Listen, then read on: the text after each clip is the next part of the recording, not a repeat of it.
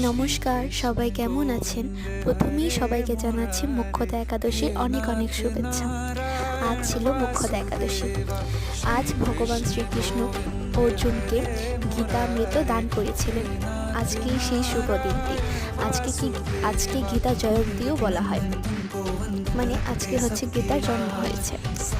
তো আজকে মন্দিরে গিয়েছিলাম দুপুরবেলা, আমি আমার ছেলে। তো মন্দিরে হচ্ছে যজ্ঞ হচ্ছিল, গীতাদান হচ্ছিল, অনেক সুন্দর সুন্দর অনুষ্ঠান হচ্ছিল।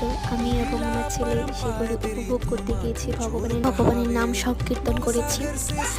আমার ছেলে তো খুব উপভোগ করে এই জিনিসগুলো, সেই জন্য ওকে যতটা সম্ভব আমি মন্দিরে, আশ্রমে যখন পূজা কীর্তন হয় নিয়ে যাওয়ার চেষ্টা করি।